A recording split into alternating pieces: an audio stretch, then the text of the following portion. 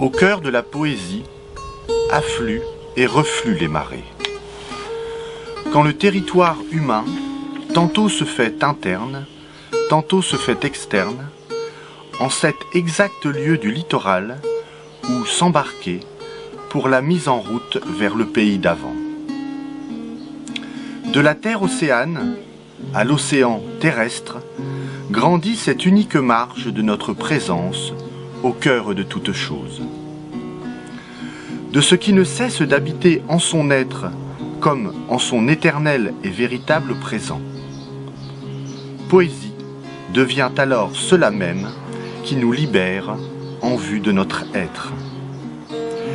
Et ainsi, le devenir n'est-il pas ce qui se passe, mais, comme ne cesse de l'enchanter la rivière, ce qui seul nous procure notre advenance.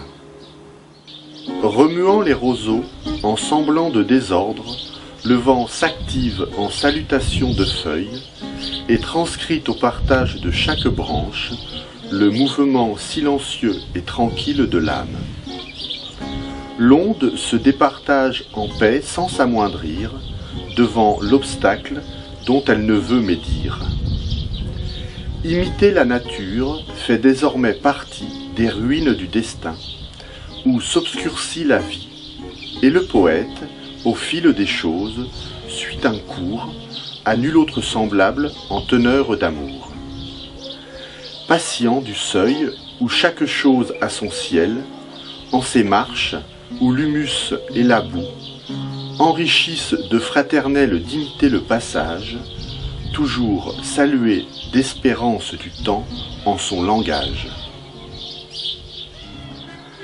Les froids vont et viennent par les nouveaux sillons des champs labourés de précieuses questions. Une odeur de pommes transparaît au verger, gagnée du lierre que les dieux à leur tour ont délaissé. Les poèmes d'un lointain destin, nombreux et comme d'inutile maturité, jonchent le sol du séjour terrestre. Entre noyers et vignes, vont et viennent les chants d'oiseaux. Plus secrets encore d'absences pluvieuses.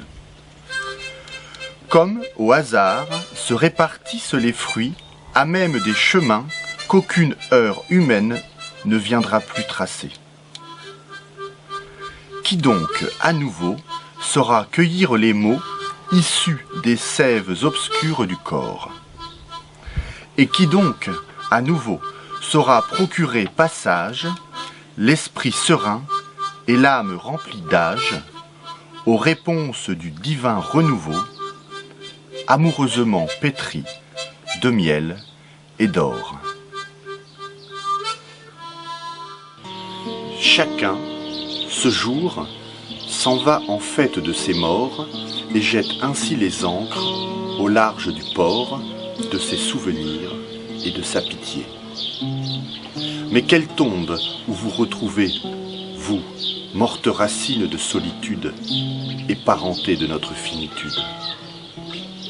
Par-delà les vieux remparts, en ce lieu dit de nulle part, j'entends pourtant d'oubli très lentement se remplir ces poèmes que je ne cesse de vous écrire et qui, lointainement, s'en iront par migration vous rejoindre d'humaine et fraternelle attention.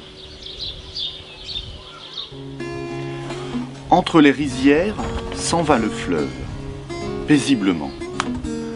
À l'enclume du miroir, le rossignol martèle ses trilles de braise et tu cultives l'arce du lit, en des dialogues de roseaux que le vent ourle aux pages d'un roman.